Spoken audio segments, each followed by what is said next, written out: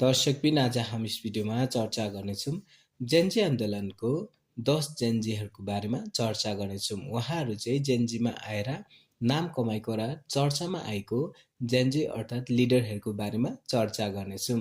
दर्शकबिन तपाईहरूले यो भिडियो मन परे च्यानललाई सब्स्क्राइब गरी भिडियोलाई एक लाइक गर्नु नबिर्सिनुहोला। दर्शकबिन हामीले जस्ट नम्बर मात्रै दिएको हो, तपाईहरूलाई यो नम्बरमा यो जेन्जी पढ्नुपर्छ भनी लाग्छ भने कमेन्टमा प्रतिक्रिया लेख्नु नबिर्सिनुहोला।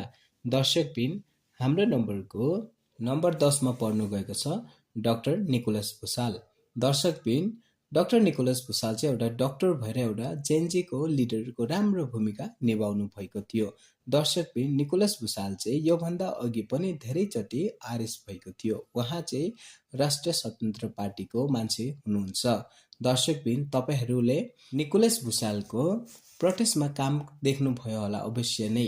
तपाईहरूलाई निकोलस भुसालको काम कस्तो लाग्यो कमेन्टमा प्रतिक्रिया लेख्नु नबिर्सिनुहोला। दर्शकबिन हाम्रो लिस्टको नम्बर 9 मा पर्नु गएको छ रसु। रसु चाहिँ जेन्जी आन्दोलनको जेन्जी बनेर प्रोटेस्टमा जानुभएको थियो। उहाँ चाहिँ सुरुमा धेरै जनताहरूलाई धेरै हौसला दिनुभएको थियो। उहाँले चाहिँ राम्रो भाषणहरू दिनुभएको थियो र लास्टमा आएर उहाँले चाहिँ डोल चढेर लगेर चाहिँ अहिले एकदम ट्रोल बन्नु भएको छ। दर्शकबिन उहाँलाई चाहिँ अहिले दर्शकहरूले डोलचरको उपनामले चिन्नुहुन्छ। उहाँ चाहिँ एउटा स्टुडेन्ट हुनुहुन्छ र प्रोटेस्टमा गएर जेन्जीहरूलाई हौसला दिँदै उहाँले चाहिँ भाषणहरू दिनुभएको थियो। दर्शकबिन हाम्रो लिस्टको नम्बर 8 मा पर्नु गएको छ विकास गुप्ता। विकास गुप्ता चाहिँ एउटा एडभोकेट हुनुहुन्छ। उहाँ चाहिँ जेन्जी आन्दोलनमा जेन्जी बनेर उहाँ चाहिँ प्रोटेस्टमा गएर धेरै राम्रो काम गर्नुभएको थियो। उहाँ चाहिँ अहिले 81 चर्चामा आउनु भएको छ। दर्शकबिन तपाईहरू कतिले विकास गुप्तालाई चिन्नुहुन्छ र प्रोटेस्टमा गएर उहाँले गरेको कामहरू तपाईहरूलाई कतिलाई थाहा छ र कतिले देख्नु भएको छ कमेन्टमा प्रतिक्रिया लेख्नु नबिर्सिनुहोला। दर्शकबिन हाम्रो लिस्टको नम्बर 7 मा पर्नु गएको छ तानुजा पाण्डे। तानुजा पाण्डे चाहिँ एउटा युथ एक्टिभिस्ट हुनुहुन्छ। उहाँ चाहिँ झापामा जन्मिनु भएको थियो र आन्दोलनमा चाहिँ उहाँ युथ एक्टिभिस्ट भएर चाहिँ जनताहरूलाई हौसला दिँदै उहाँ चाहिँ अघि बढ्नु भएको थियो। दर्शकबिन तनुजा पाण्डे चाहिँ एउटा राम्रो युथ एक्टिभिस्ट हुनुहुन्छ। दर्शकबिन उहाँले गरेको जेन्जी आन्दोलनमा काम कस्तो लाग्यो कमेन्टमा प्रतिक्रिया लेख्नु नबिर्सिनुहोला। तपाईहरू कतिले तनुजा पाण्डेलाई चिन्नुहुन्छ भन्नुहोला। दर्शकबिन हाम्रो लिस्टको नम्बर 6 मा पर्नु गएको छ योजन राज भण्डारी। दर्शकबिन योजन राज भण्डारी चाहिँ एउटा सिभिल इन्जिनियर हुनुहुन्छ। उहाँ चाहिँ भक्तपुरमा जन्मिनु भएको थियो। दर्शकबिन योजनले पनि धेरै ठुलो योगदान दिनुभएको छ।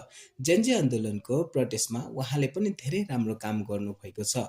तपाईहरू कतिले योजन राज भण्डारीको काम देख्नुभयो? एउटा इन्जिनियर भएर जेन्जीमा गएर एउटा जेन्जी बनेर उहाँले चाहिँ आवाज उठाउनु भएको तपाईहरू कतिले देख्नुभयो? दर्शकबिन कमेन्टमा भन्नु नबिर्सिनुहोला। दर्शकबिन हाम्रो लिस्टको नम्बर 5 मा पर्नु गएको छ रक्षा बम। रक्षा बम चाहिँ एउटा जेन्जी एक्टिभिस्ट हुनुहुन्छ। उहाँ चाहिँ कैलालीमा जन्मेर अहिले काठमाडौँमा बस्दै आइराख्नु भएको रक्षा बम चाहिँ एउटा राम्रो एक्टिभिस्ट हुनुहुन्छ। उहाँले चाहिँ जेन्जी आन्दोलनमा गएर धेरै राम्रो काम गर्नुभएको थियो र उहाँ चाहिँ अहिले 81 चर्चामा आउनु भएको छ। उहाँलाई चाहिँ अहिले हामीले विभिन्न इन्टरभ्यूहरूमा पनि देख्न सक्छौँ। जेन्जी आन्दोलन भन्दा अघि उहाँ चाहिँ एकदम चर्चामा आउनु भएको थियो। उहाँ चाहिँ यस्तै युथको बारेमा एउटा राम्रो काम गर्नुहुन्छ र जेन्जीको एउटा राम्रो लिडर पनि हुनुहुन्छ। दर्शकबिन हाम्रो लिस्टको नम्बर 4 मा पर्नु गएको छ संविधान प्रसाई। दर्शकबिन संविधान प्रसाई चाहिँ एउटा जेन्जी हुनुहुन्छ। उहाँ चाहिँ काठमाडौँमा जन्मिनु भएको थियो। उहाँले पनि जेन्जी प्रोटेस्टमा धेरै ठुलो योगदान दिनुभएको छ। उहाँले चाहिँ जेन्जीहरूलाई अगाडि बढाउँदै हौसला दिनुभएको थियो। दर्शकबिन संविधान प्रसाईको काम तपाईहरूले जेन्जीमा अवश्य देख्नुभयो होला। उहाँले गरेको काम कस्तो लाग्यो कमेन्टमा प्रतिक्रिया लेख्नु नबिर्सिनुहोला। दर्शकबिन हाम्रो लिस्टको नम्बर 3 मा पर्नु गएको छ प्रवेश दाहाल। दर्शकबिन प्रवेश दाहाल चाहिँ एउटा जेन्जी युथ हुनुहुन्छ। उहाँले पनि आन्दोलनमा गएर धेरै राम्रो काम गर्नुभएको छ। उहाँ पनि अहिले 81 चर्चामा आउनु भएको छ। उहाँलाई पनि हामीले विभिन्न इन्टरभ्यूहरूमा देख्न सक्छौँ। दर्शकबिन प्रवेश दाहाल चाहिँ विराटनगरमा जन्मेर अहिले काठमाडौँमा बस्दै आइराख्नु भएको छ। दर्शकबिन प्रवेश दाहाल चाहिँ जेन्जी युथमा गएर एउटा राम्रो काम गर्नुभएको थियो। तपाईहरू कतिले प्रवेश दाहालको काम देख्नुभयो र तपाईहरूलाई कस्तो लाग्यो कमेन्टमा भन्नु नबिर्सिनुहोला। दर्शकबिन हाम्रो लिस्टको नम्बर 2 मा पर्नु गएको छ आशुतोष बस्नेत। दर्शकबिन उहाँलाई चाहिँ एउटा रेल जेन्जी भनेर पनि दर्शकहरूले अहिले चिन्नुहुन्छ। दर्शकबिन आशुतोष बस्नेतलाई चाहिँ एउटा रेल जेन्जी भनेर अहिले नेपालको जनताहरूले चिन्नुहुन्छ। उहाँ पनि अहिले एकदम चर्चामा आउनु भएको छ। दर्शकबिन जेन्जी प्रोटेस्टमा गएर उहाँले चाहिँ एउटा राम्रो स्पिकरको काम गर्नुभएको थियो। उहाँले चाहिँ जेन्जी युथहरूलाई हौसला दिँदै अगाडि बढाउनु भएको थियो। दर्शकबिन तपाईहरूले पनि अवश्य आशुतोष बस्नेतको काम देख्नुभयो होला। दर्शकबिन हाम्रो लिस्टको नम्बर 1 मा पर्नु गएको छ सुदन गुरुङ। सुदन गुरुङ चाहिँ जेन्जीको लिडर हुनुहुन्छ। उहाँ पनि अहिले एक्कासी चर्चामा आउनु भएको छ। दर्शकबिन सुदन गुरुङ चाहिँ योभन्दा अघि पनि भूकम्पको बेलामा चर्चामा आउनु भएको थियो। दर्शकबिन सुदन गुरुङले चाहिँ एकदम राम्रो काम गर्नुभएको छ।